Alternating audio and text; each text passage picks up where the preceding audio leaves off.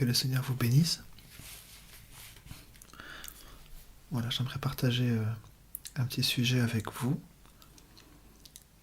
concernant la naissance de Jésus-Christ. J'aimerais partager avec vous ce sujet selon les Écritures, afin de voir ensemble ce que la parole nous déclare concernant cette naissance, afin que notre foi aussi concernant ce sujet soit aussi biblique et ancrée dans les Écritures. Voilà, pour commencer, je vais juste prier un instant le Seigneur pour que, s'il le veut bien, nous bénir à travers toutes ces Écritures. Seigneur mon Dieu, je viens devant toi. Seigneur, ta parole est la vérité, Seigneur, et tu veux que nous puissions avoir une foi exacte, selon, Seigneur, oh Dieu, ce que toi tu as dit.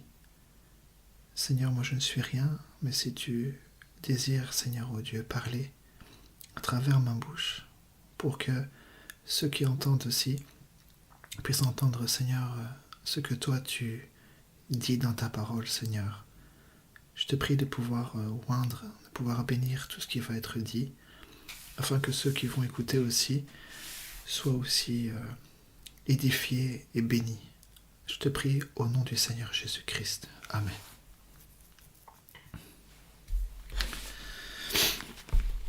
Alors j'aimerais lire des Écritures avec vous, mais je vais aller doucement,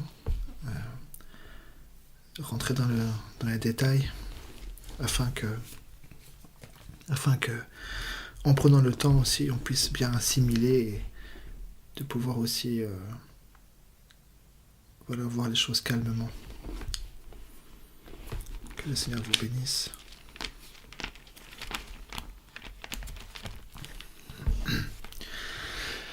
Alors j'aimerais commencer par une écriture que tout le monde connaît. Je vais la reprendre parce que tout le monde la connaît. C'est dans Ésaïe au chapitre 7. Ésaïe chapitre 7.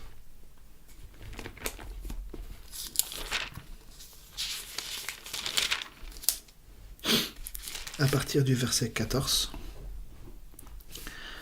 Voici ce que le Seigneur a annoncé à travers la bouche d'Ésaïe. Il dit, c'est pourquoi le Seigneur lui-même vous donnera un signe. Voici la Vierge deviendra enceinte, elle enfantera un fils, et elle lui donnera le nom d'Emmanuel. Il mangera de la crème et du miel, jusqu'à ce qu'il sache rejeter le mal et choisir le bien. Mais avant que l'enfant sache rejeter le mal et choisir le bien, le pays dont tu crains les deux rois sera abandonné. Voilà, nous allons rester seulement sur le verset 14.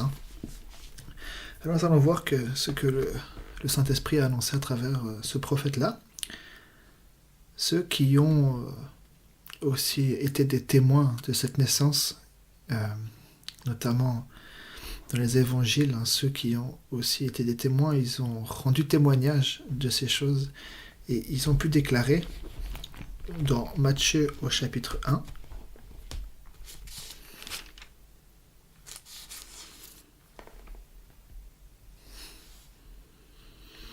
Matthieu chapitre 1 à partir du verset 18.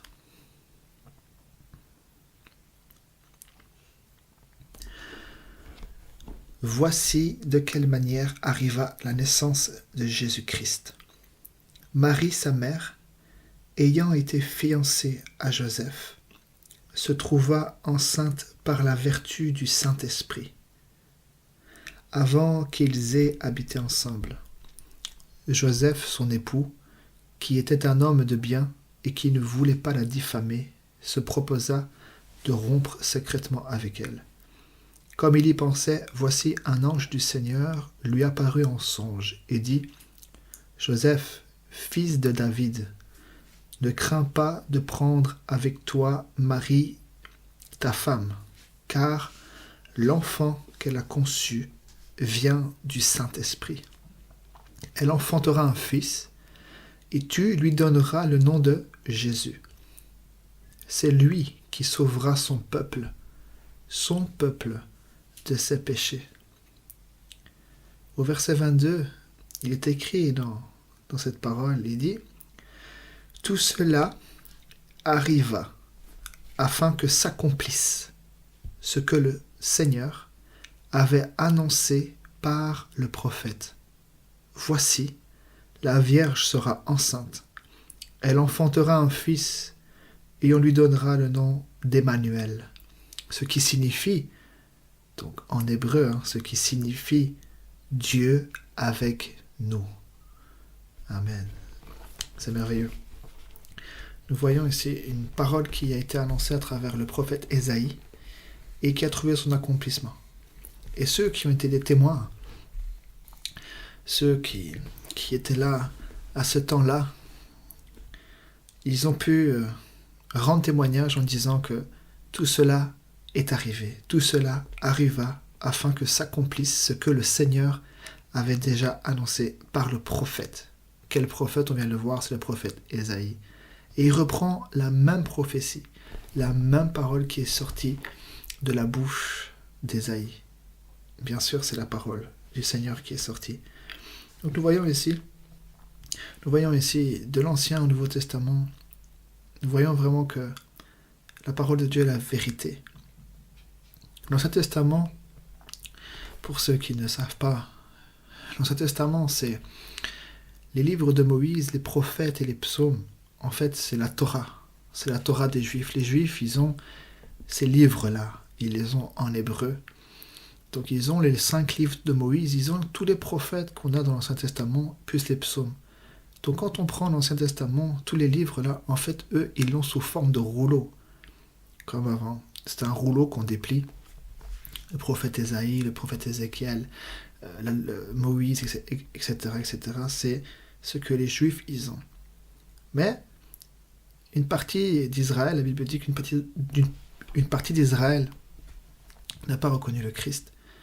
Mais ici, nous voyons des personnes qui ont été des témoins et qui ont pu rendre témoignage que cette parole-là, elle a trouvé son accomplissement et elle s'est accomplie. Donc la Vierge-là, qui devait enfanter, elle a enfanté. Et son nom, la l'ange dit justement à Joseph, il dit au verset 21, il dit « Elle enfantera un fils, et tu lui donneras le nom de Jésus. C'est lui qui sauvera son peuple de ses péchés. » Voilà. Donc l'enfant là, qui est né, qu'on appelle Emmanuel, Dieu avec nous. L'ange dit, cet enfant-là, il portera le nom de Jésus. Donc c'est ce nom-là que cet enfant a porté. Nous allons continuer. Nous allons retourner encore dans l'Ancien Testament, parce que l'Ancien Testament, c'est l'ombre, c'est l'ombre des choses, qui devaient venir et arriver. Donc c'est très important.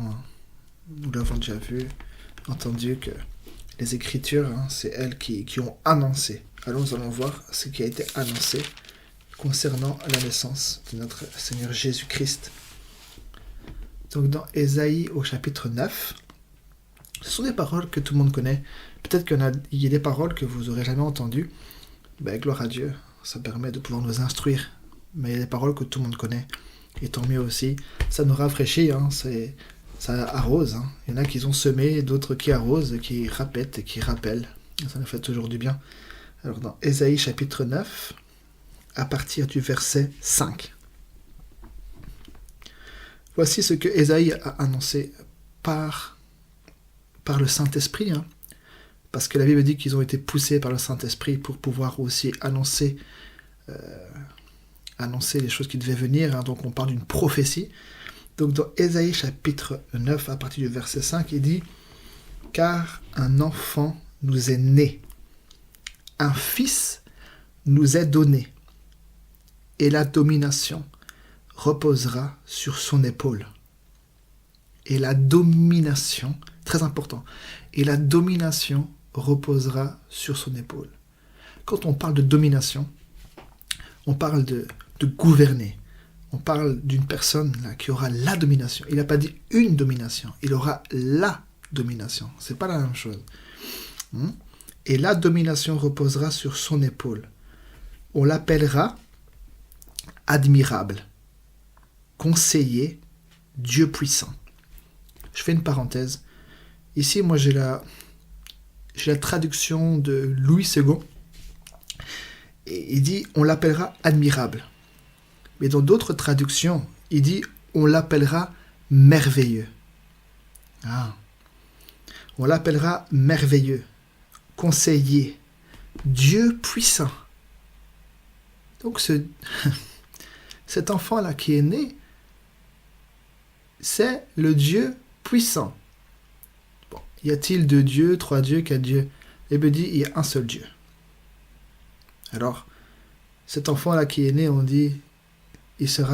l'appellera merveilleux, conseiller, Dieu puissant, avec un grand D, Dieu puissant, Père éternel, le Père éternel.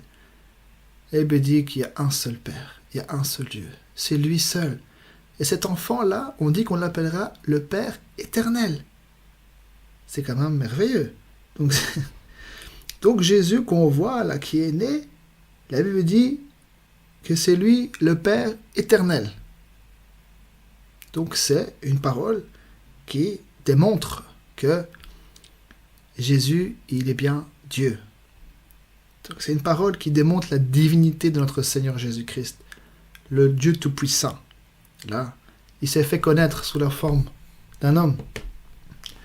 Il dit car un enfant nous est né. Et il dit que cet enfant-là, il sera appelé Père éternel. Quel enfant qui est né, à part Jésus, peut porter ce titre-là de Père éternel? Si vous lisez bien, il est écrit avec un grand P. C'est pas un petit P, un grand P. Mais qui est ce Père-là? La Bible dit que nous avons un seul Père, celui qui est dans les cieux. Et il dit il sera appelé le Père éternel, virgule, Prince de la paix. Pour ceux qui connaissent un peu le français, ici, il écrit Père éternel, virgule, et là on met une majuscule à Prince. On ne met pas une minuscule, une majuscule, Prince de la paix. C'est merveilleux. Donc quand on met une majuscule là, c'est-à-dire qu'il est le premier, c'est lui le prince. C'est pas un prince, le prince de la paix. Amen. Que le Seigneur soit béni. Voilà encore une petite écriture qui parle qu'il y a un enfant là qui va naître. On l'appellera merveilleux, conseiller, Dieu puissant, Père éternel, Prince de la paix. Nous allons continuer. Nous allons aller dans Luc. Dans Luc au chapitre 2. Luc au chapitre 2.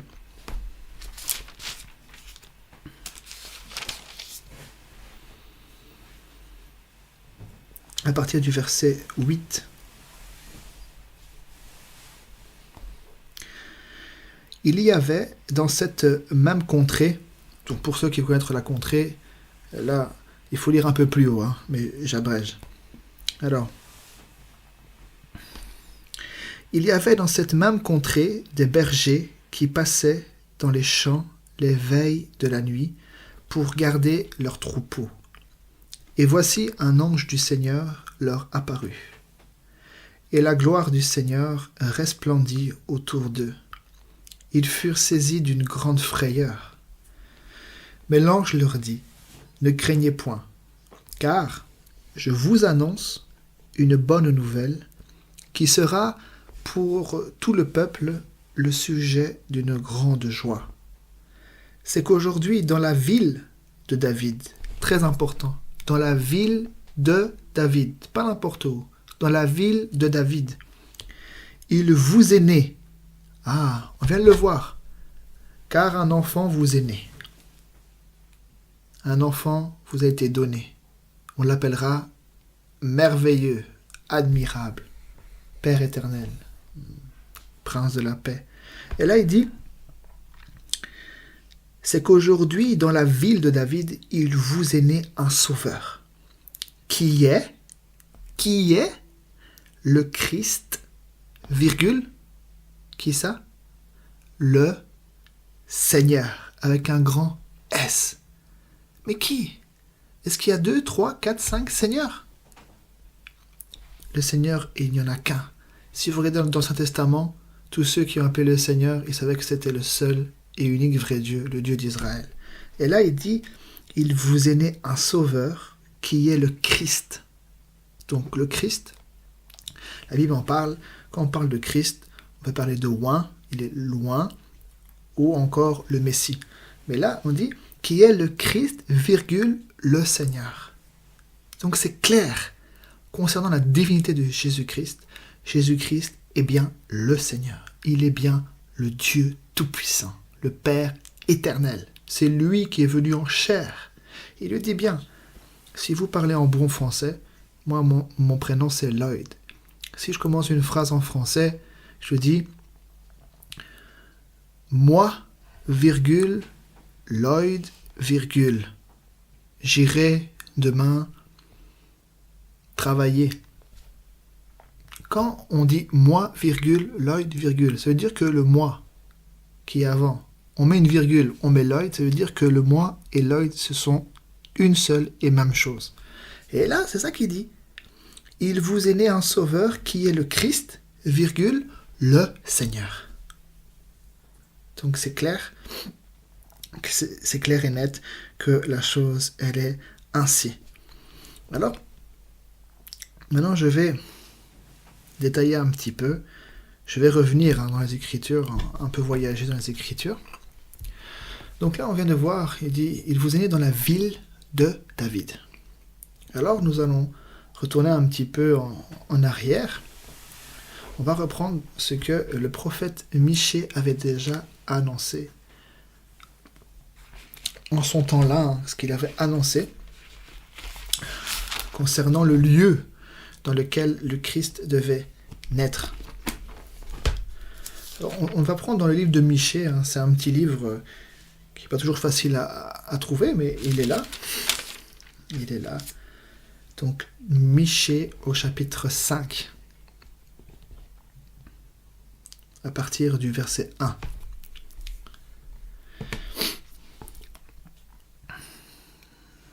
Donc, il est écrit, il dit, « Et toi, Bethléem, Ephrata, petite entre les milliers de Juda, de toi,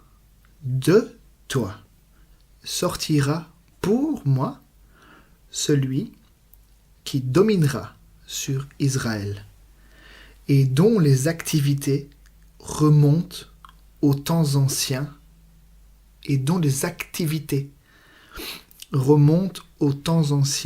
au jour de l'éternité. » Donc là, le prophète Michée annonce que dans la ville de Bethléem, qui fait partie d'une ville,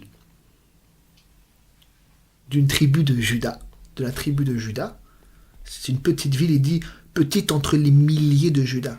Donc dans Juda, il y avait plusieurs villes. Il dit petite, c'était une petite ville dans ce territoire-là de Juda. Il dit, de toi sortira pour moi celui qui dominera sur Israël et dont les activités remontent aux temps anciens, au jour de l'éternité. Donc on annonce qu'il y a quelqu'un qui va sortir là, qui sera un chef, qui dominera sur Israël. Et il dit, lui là, celui-là qui sortira là, il dit que ses activités remontent au jour de l'éternité. Mais qui est cette personne-là? Est-ce que dans le ciel, il y avait plusieurs dieux? Est-ce que dans le ciel, il y avait 3 personnes, 4 personnes? Non. Dans le ciel, il y a toujours eu un seul Dieu. Les anges, les archanges, ok, mais il y a toujours eu un seul Dieu. Et là, il dit que, justement, ces activités remontent au temps, au jour de l'éternité. Alors, nous allons prendre, c'est une parole que le Seigneur avait annoncée à travers le prophète Michée. Nous allons voir son accomplissement dans Matthieu. On va reprendre dans Matthieu au chapitre 2.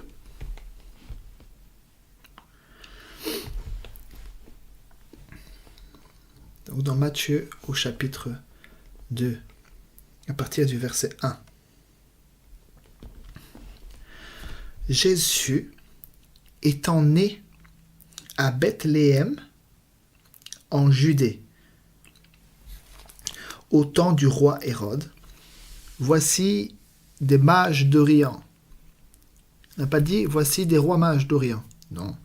Voici des mages d'Orient arrivèrent à Jérusalem et dirent où est le roi des Juifs qui vient de naître? Car nous avons vu son étoile en Orient et nous sommes venus pour l'adorer. Donc, des mages viennent à Jérusalem, ils disent qu'ils sont venus voir le roi des Juifs. Ils sont venus pour l'adorer. Mais qui est ce roi qui vient naître sous la terre et qu'on vient l'adorer? Qui est ce roi-là? Et eux, ils disent, où est le roi des Juifs? Il n'a pas dit le roi d'Israël. Où est le roi? Où est né le roi d'Israël? Où est le roi d'Israël? Le roi Hérode, ayant appris cela, au verset 3, le roi Hérode, ayant appris cela, fut troublé et tout Jérusalem avec lui. Des mages viennent d'Orient, ils font pas partie d'Israël, ils viennent, ils arrivent, ils posent ça au roi. Il dit, où est le roi des Juifs qui vient de naître? Nous avons vu son étoile en Orient. La Bible dit que le roi, il fut troublé, non seulement lui, mais aussi tout Jérusalem. Donc le Seigneur n'a pas fait ça en cachette. Le Seigneur a annoncé ça par des mages, en public, et tout le monde l'a su. Tout le monde a su que des gens sont venus dire où est le roi des Juifs qui vient d'être. Et ils le savaient, ils l'ont entendu. Et là il dit, donc le roi, il assembla tous les principaux sacrificateurs et les scribes du peuple. Oui, les scribes. Donc les scribes, ce sont ceux qui... Donc là, il parle des principaux sacrificateurs et les scribes du peuple. Et il s'informa auprès d'eux du lieu où le Christ devait naître. Donc, il savait, ces personnes-là, le roi, les sacrificateurs, les scribes, ils savaient que le Christ devait naître quelque part. Alors, voici la réponse de ces personnes-là. Ils lui dirent, à Bethléem, en Judée, car voici ce qui a été écrit par le prophète.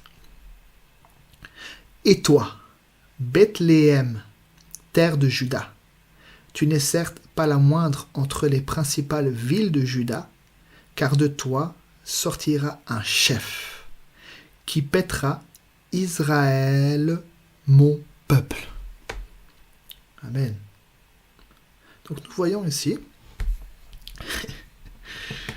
que les personnes qui avaient les rouleaux, qui avaient les rouleaux des prophètes, ces mages viennent demander une question. Où est le roi des Juifs qui vient de naître? Nous avons vu son étoile. Alors imaginez un petit peu à la place du roi, des principaux sacrificateurs des scribes. Ils étaient troublés. Mais qu'est-ce qu'ils ont fait? On leur a posé une question. Qu'est-ce qu'ils ont fait? Le roi s'est informé auprès d'eux, donc auprès des sacrificateurs, parce qu'ils connaissent la loi, ils connaissent les prophètes, ils connaissent les écrits. Et là, le roi, il dit, il s'informa auprès d'eux, du lieu où le Christ devait naître. Et ils lui dirent, à Bethléem en Judée, car voici ce qui a été écrit par le prophète. Donc ils avaient bien compris cette écriture-là. Que ce n'est pas n'importe qui là qui va naître. Non, c'est le Christ.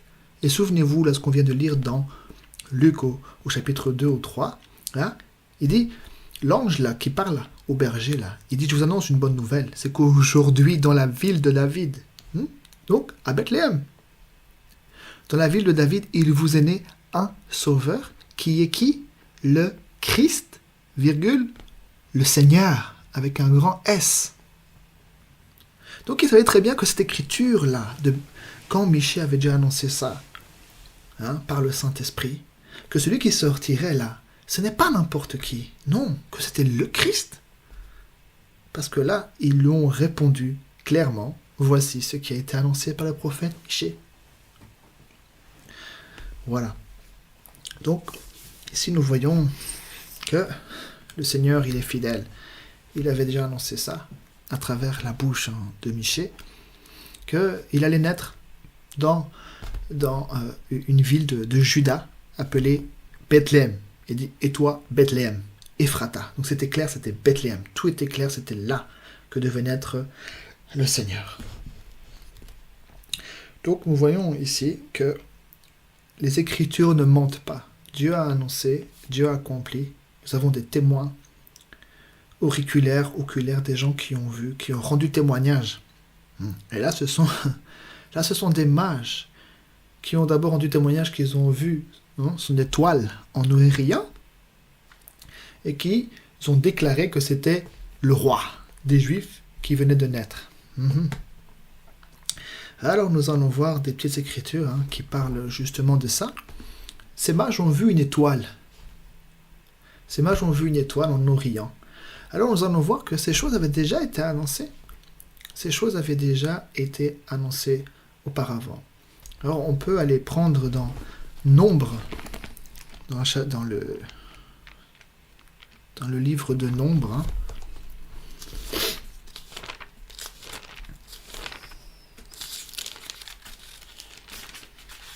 Alors,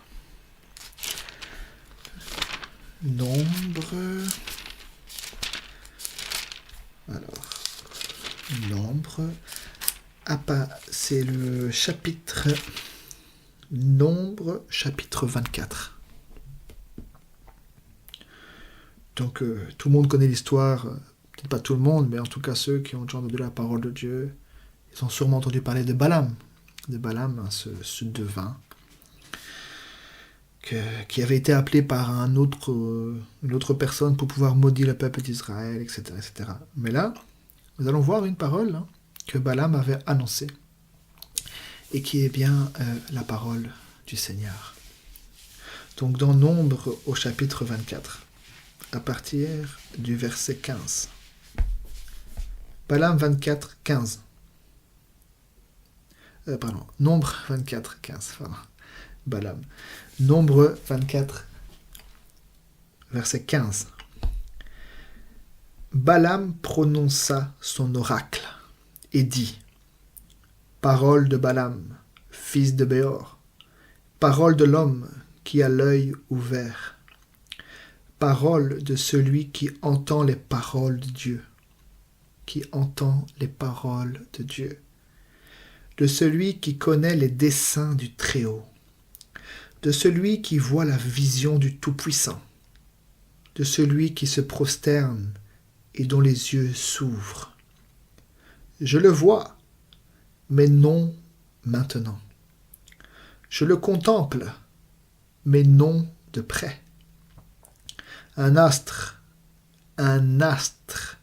sort de Jacob. Un sceptre s'élève d'Israël. Il perce les flancs de Moab, et il abat tous les enfants de Seth. Il se rend maître d'Édom. Il se rend maître de Zéhir, ses ennemis. Israël manifeste sa force. Écoutez, celui qui sort de Jacob règne en souverain. Il fait périr ceux qui s'échappent des villes. Alors je vais un peu décortiquer cette parole. Balaam annonce, au verset 17, il dit, « Je le vois, mais non maintenant. » Il le voyait au loin. Il dit, « Mais non maintenant. Je le contemple, mais non de près. » Un astre sort de Jacob. Alors, un astre. Qu'est-ce qu'un astre? À l'école, nous l'avons appris, un astre. Notre astre à nous, de la Terre, c'est le Soleil. C'est un astre. C'est une étoile.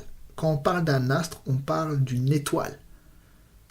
Donc on parle, un astre, une étoile, c'est un soleil. La Bible en parle. Le soleil de justice. Et là il dit, un astre sort de Jacob. Voilà. Donc, nous allons retourner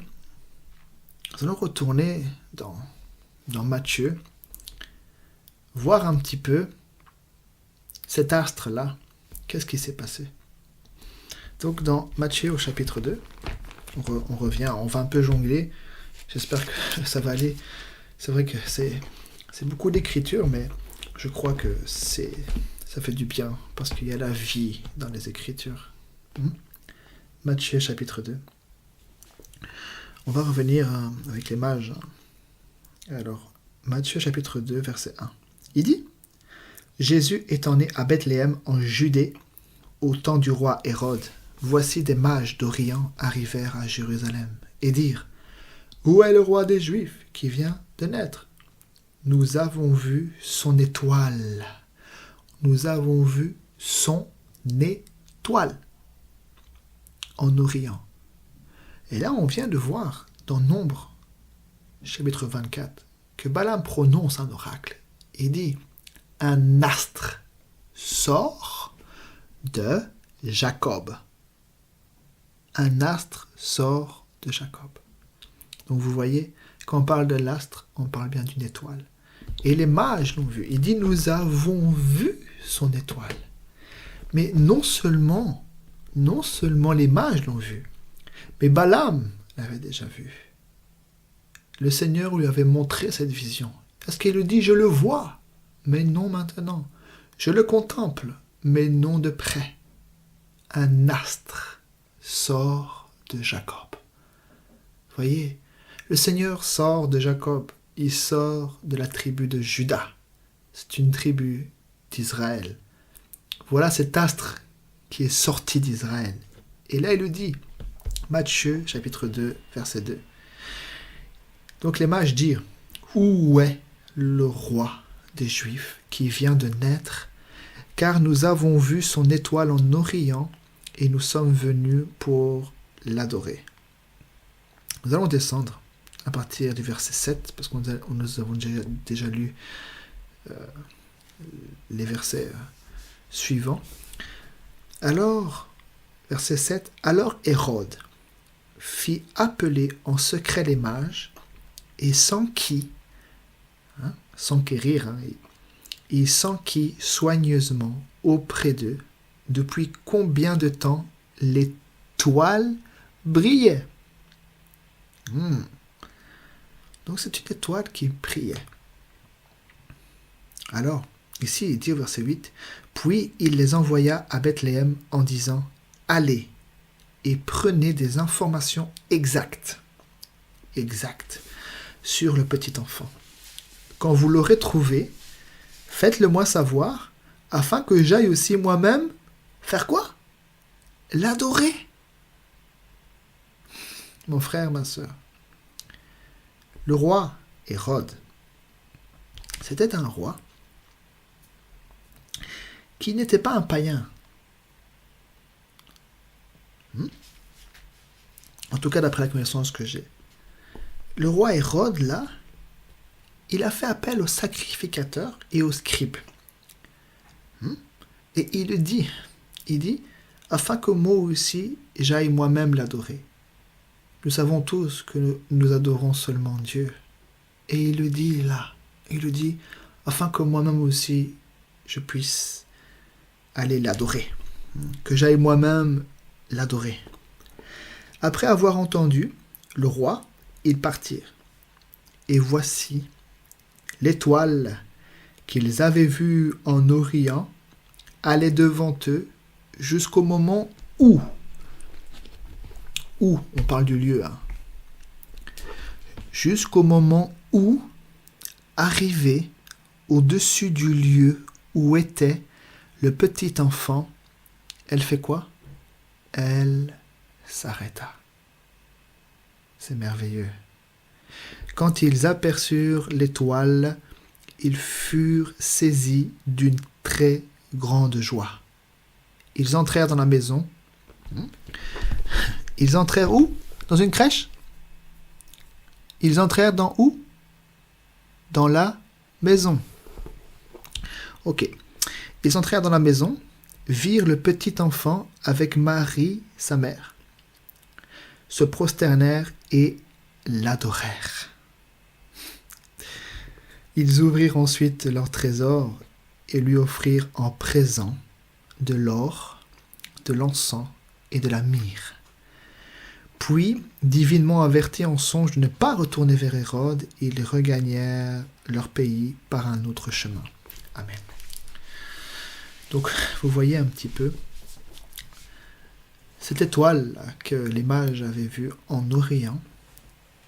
La Bible dit que cette étoile-là qu'ils avaient vue en Orient, verset 9, allait devant eux jusqu'au moment où, arrivée au-dessus du lieu où était le petit enfant, elle s'arrêta. Que c'est merveilleux. Cet astre-là qui est sorti, cet astre, cette étoile-là qu'ils avaient vue, elle s'arrêtait à l'endroit même où était le Christ, le Seigneur. C'est merveilleux. Donc non seulement les mages l'ont vu, mais Balaam aussi l'avait déjà vu en vision. Il avait annoncé qu'un astre allait sortir de Jacob, donc d'Israël. Alors nous allons continuer un petit peu, si vous le voulez bien. Nous allons continuer à voir certaines choses. Nous allons retourner encore dans Nombre 24. Nombre 24. À partir du verset 17.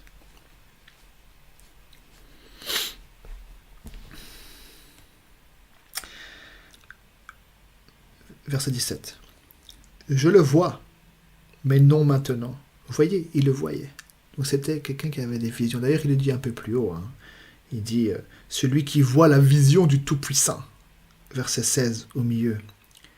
De celui qui voit la vision du Tout-Puissant. Et là, il nous dit, je le vois, mais non maintenant. Je le contemple, mais non de près. Un astre sort de Jacob. Un sceptre s'élève d'Israël. Un sceptre. Alors pour ceux qui ne savent pas c'est quoi un sceptre, c'était un instrument que les souverains avaient. Il y en a encore qui ont des sceptres. Voilà. Un sceptre, c'est un symbole d'autorité royale. Et là, il dit, un sceptre s'élève d'Israël. Il perce les flancs de Moab. Je continue pour montrer que ce sceptre-là, c'est pas David, Salomon, il le dit très bien. Il perce les flancs de Moab et il abat tous les enfants de Seth. Il se rend maître d'Édom, il se rend maître de Zéhir, ses ennemis. Israël manifeste sa force. Écoutez, qu'est-ce qui est écrit ici? Celui qui sort, on l'a vu, un astre sort de Jacob. Donc on parle qu'il y a quelqu'un qui va sortir là, du milieu d'Israël, qui va sortir là de Jacob. Et il dit, celui qui sort de Jacob, celui qui sort. Donc on parle bien d'une personne là, qui va sortir particulier. Celui qui sort de Jacob règne. En quoi? En souverain. Celui qui sort de Jacob règne en souverain. Vous voyez? On parle d'ici que c'est bien un chef, que c'est bien un roi. On parle d'un sceptre, on parle d'un roi qui va sortir. Alors la question qu'on pourrait se poser, ici il dit, celui qui sort de Jacob règne en souverain. Vous voyez, on parle d'un présent. Règne. On dit, il régnera. Règne en souverain. Vous voyez, c'est pas n'importe quel roi.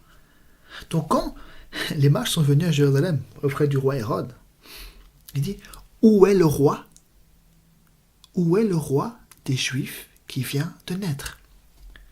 Alors, quand vous regardez les naissances quand vous regardez dans la Bible, les rois qui ont existé en Israël, que ce soit Saül, que ce soit David, que ce soit Salomon, que ce soit tous les fils là, qui ont succédé, même le roi d'Israël, hein, parce qu'il y avait le roi de Juda et le roi d'Israël. Bon, on ne rentre pas dans les détails parce que c'est un autre sujet. Mais quand vous regardez un petit peu, quel est le roi là qui est né où on a vu son étoile? Où est le roi qu'on a vu où on a pu dire ce genre de choses? Vous voyez? Donc ce n'est pas n'importe qui là qui est né. Ce n'est pas David ni Salomon, non, un astre. Nulle part on voit qu'une étoile est arrivée à la naissance de David, à la naissance de Salomon ou d'autres rois. Non, on parle bien d'un roi en particulier.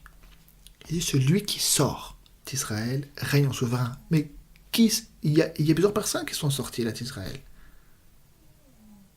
Hein? David, Salomon, ils viennent de Juda, d'une tribu de Juda. Vous voyez? Mais là, on dit celui qui sort de Jacob règne en souverain. Vous voyez? On parle bien d'une personne en particulier. Cette personne en particulier, c'est bien Jésus. Vous voyez? Quand les mages sont venus, il dit où est le roi des Juifs? C'est merveilleux. Vous voyez? Parce que le roi des Juifs, le Seigneur a toujours voulu être roi. Mais c'est le peuple, à un moment donné, qui n'a plus voulu désirer l'Éternel comme roi. Mais ils ont voulu avoir un roi humain, hein, qui les domine et qui les fait paître. Mais la volonté du Seigneur a toujours voulu être roi. Alors je vais essayer de retrouver cette écriture là, parce que je ne la connais pas par cœur. Hein. Donc permettez-moi juste de pouvoir vous le montrer à travers la parole de notre Seigneur Jésus-Christ. Hein. Donc voilà, je l'ai dans 1 Samuel au chapitre 8.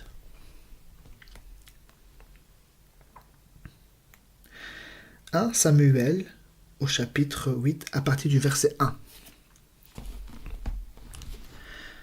Lorsque Samuel devint vieux, il établit ses fils juges sur Israël. Son fils premier-né se nommait Joël et le second Abira. Ils étaient juges à Beersheba. Les fils de Samuel ne marchèrent point sur ses traces. Ils se livraient à la cupidité, recevaient des présents et violaient la justice. Tous les anciens d'Israël s'assemblèrent et vinrent auprès de Samuel à Rama. Ils lui dirent : Voici tu es vieux, et tes fils ne marchent point sur tes traces. Maintenant, établis sur nous un roi. Maintenant, établis sur nous un roi, pour nous juger comme il y en a chez toutes les nations. Ah. Donc ils ont vu autour d'eux, toutes les nations, qu'ils avaient un roi. Mais le Seigneur, quand il les a rachetés, il a voulu être leur roi. Il a utilisé des prophètes, des juges, mais il a toujours voulu être leur roi. Il a toujours voulu être roi en Israël. Et là, il dit, établis sur nous un roi pour nous juger, verset 5, comme il y en a chez toutes les nations. Alors que le Seigneur avait dit de ne pas recopier les nations. Bon, c'est une parenthèse. Verset 6. Samuel vit avec déplaisir qu'il disait, donne-nous un roi pour nous juger. Et Samuel pria l'Éternel. L'Éternel dit à Samuel, écoute la voix du peuple dans tout ce qu'il te dira. Car ce n'est pas toi qu'il rejette. Écoutez, ce n'est pas toi qu'il rejette, c'est qui? C'est moi qu'il rejette, afin que je ne règne plus sur eux. Voilà. Donc le Seigneur, il a toujours voulu désirer régner. Au départ. Il dit ici, c'est moi qu'ils rejettent afin que je ne règne plus sur eux. Donc ils ont rejeté la royauté de Dieu. Ils n'ont plus voulu qu'il domine. Il dit bien, afin que je ne règne plus sur eux. Ils agissent à ton égard, verset 8, ils agissent à ton égard comme ils ont toujours agi depuis que je les ai fait monter d'Égypte jusqu'à ce jour. Ils m'ont abandonné pour servir d'autres dieux. Écoute donc leur voix, mais donne-leur des avertissements et fais-leur connaître le droit du roi qui régnera sur eux. Samuel rapporta toutes les paroles de l'Éternel au peuple qui lui demandait un roi. Il dit, voici quel sera le droit du roi qui régnera sur vous. Il prendra vos fils et il les mettra sur ses chars et parmi ses cavaliers, afin qu'ils courent devant son char. Il s'en fera des chefs de 1000 et des chefs de 50, et il les emploiera à labourer ses terres, à récolter ses moissons, à fabriquer ses armes de guerre et l'attirail de ses chars. Il prendra de vos filles pour en faire des parfumeuses, des cuisinières et des boulangères. Il prendra la meilleure partie de vos champs, de vos vignes et de vos oliviers, et la donnera à ses serviteurs. Il prendra la dîme du produit de vos semences et de vos vignes, et la donnera à ses serviteurs. Il prendra vos serviteurs et vos servantes, vos meilleurs bœufs et vos ânes, et s'en servira pour ses travaux. Il prendra la dîme de vos troupeaux, et vous-même serez ses esclaves. Et alors vous crierez contre votre roi, que vous vous serez choisi, mais l'Éternel ne vous exaucera point. Il dit, et alors vous crierez contre votre roi, que vous vous serez choisi, mais l'Éternel ne vous exaucera point.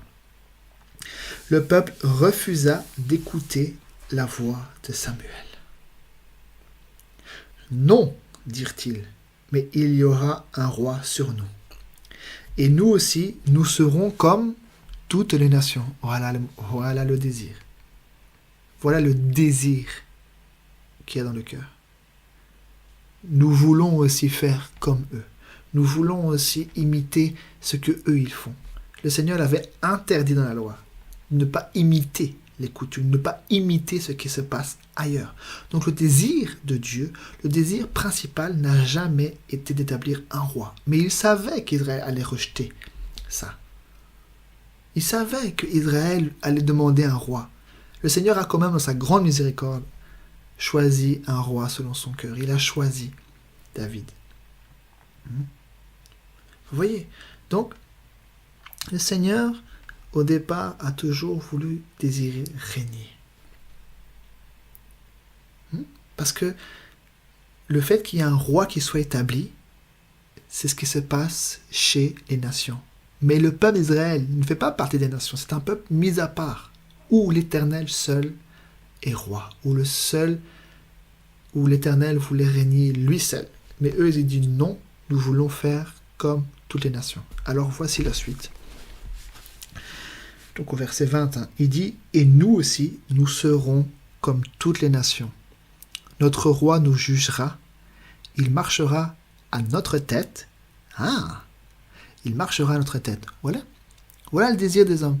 Toujours vouloir qu'il y ait quelqu'un qui les guide. Toujours vouloir qu'il y ait un chef, une tête qui les guide. Alors, mon frère, ma sœur, est-ce la volonté principale de Dieu? Puisque ces choses-là existaient parmi les nations. Il y avait une tête, il y avait un roi.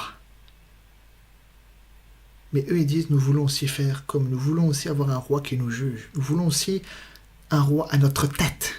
À notre tête. Donc, se dire qui nous guide, qui nous dirige. Un roi. Un roi. Il marchera à notre tête et conduira nos armées. Mon frère, ma sœur. Les nations fonctionnent comme ça.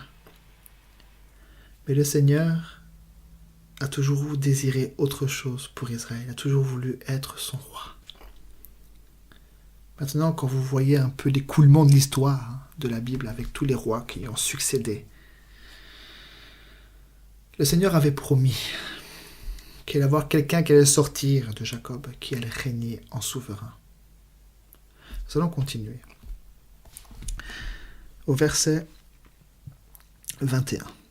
Samuel, après avoir entendu toutes les paroles du peuple, les redit aux oreilles de l'Éternel. Et l'Éternel dit à Samuel, écoute leur voix et établis un roi sur eux. Et Samuel dit aux hommes d'Israël, allez-vous-en chacun dans sa ville. Voilà. Donc après, on voit Saül, voilà, toute l'histoire des rois. Mais mon frère, ma sœur, le Seigneur ne dit-il pas là qu'il est le roi? Je vais prendre une écriture pour vous prouver qu'il est le roi.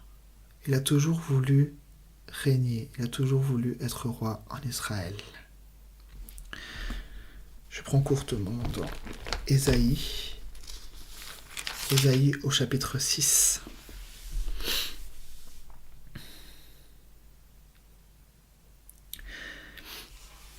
Ésaïe au chapitre 6 à partir du verset 1. L'année de la mort du roi Osias, je vis le Seigneur. Vous voyez? Lisez bien, si vous avez la Bible, lisez bien. Je vis le Seigneur avec un grand S. Maintenant, cet enfant-là qui est né, l'ange dit au berger, il vous est né un sauveur, qui est le Christ, virgule, le Seigneur avec un grand S.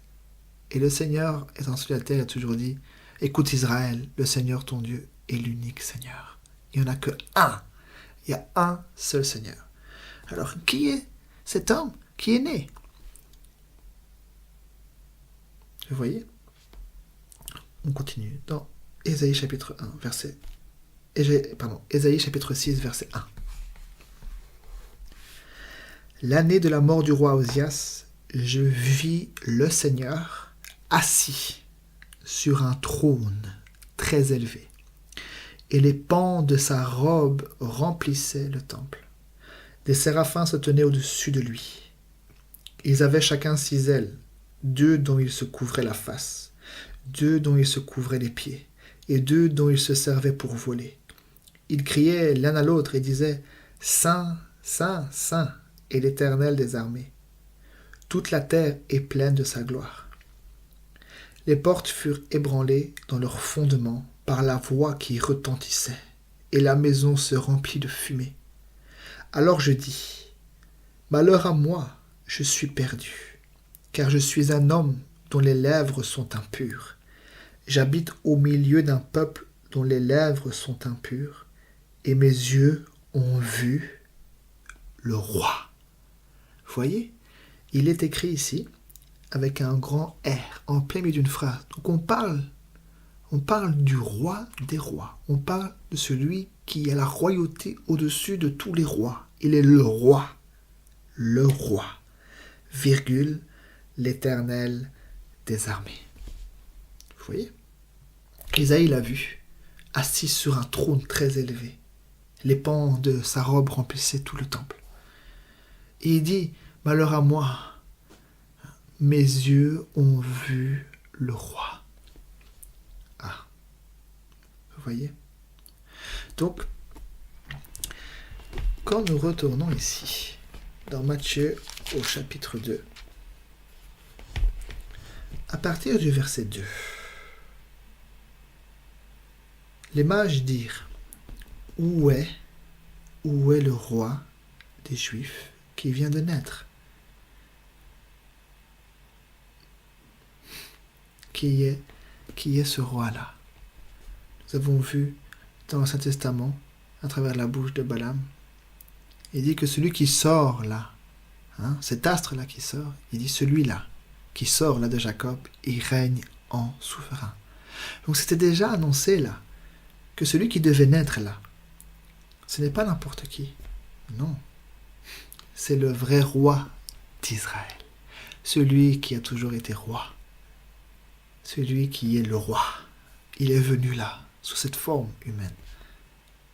Et où est le roi des Juifs qui vient de naître? Voilà, c'est ça que nous pouvons voir à travers les Écritures. Toutes ces choses merveilleuses. La parole de Dieu, elle est bonne, elle est explicite, elle est limpide, elle est merveilleuse. Vous voyez? Donc, nous voyons à travers les Écritures que celui qui est né là, ce n'est pas n'importe qui. Les mages ont vu et dit, où est le roi des Juifs qui vient de naître? Voilà, que le Seigneur vous bénisse. Je voulais vous parler un petit peu sur la naissance. Il y a encore d'autres écritures, mais voilà, pour pas que ce soit trop long non plus, je voulais m'arrêter ici. Je crois que ces paroles de partage vont faire du bien à ceux qui entendent. Moi, ils m'ont fait du bien à moi-même, parce que Dieu nous parle à travers sa parole, et moi, il me parle encore aujourd'hui à travers tout ce que j'ai pu dire aussi. Et vraiment que Dieu soit glorifié. Le Seigneur démontre à travers sa parole que Jésus, il est bien le Christ, que c'est bien lui le Seigneur.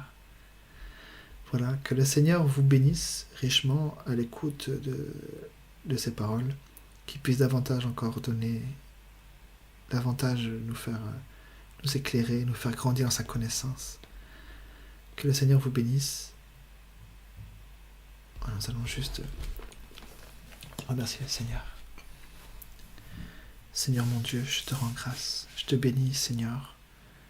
J'avais le désir dans mon cœur de pouvoir partager ces choses avec ceux qui vont entendre, Seigneur. Tu m'as déjà parlé à moi, mais je sais que tu parleras aussi à d'autres, Seigneur. Alors je te remercie pour ces quelques paroles qui ont été dites. Cela a pris 1 heure de temps, Père, mais je crois que cela va aussi faire du bien à ceux qui l'entendent, Seigneur. Ce n'est que quelques paroles, il y a aussi d'autres paroles par rapport à ce sujet-là, Seigneur, mais que toi tu puisses disposer, Seigneur. Puisses-tu bénir tous ceux qui vont entendre, que cela leur fasse du bien, que cela les ancre dans ta parole, que cela les ramène, que cela puisse faire en sorte que leur cœur soit davantage, Seigneur, oh Dieu, attiré vers ta parole, que l'amour de la vérité, que l'amour des Écritures soit répandu dans leur cœur, que l'amour, Seigneur, oh Dieu, de ceux qui vont entendre, que cet amour, Seigneur, oh Dieu, de la parole puisse être répandu dans chacun des cœurs et des esprits, Seigneur, oh Père, de leur esprit. Je te prie, Seigneur, oh Dieu, pour tout cela. Je te prie pour toutes ces choses qui ont été dites, Seigneur, ce soir. Je te remercie. Je te rends grâce. Au nom puissant de Jésus-Christ.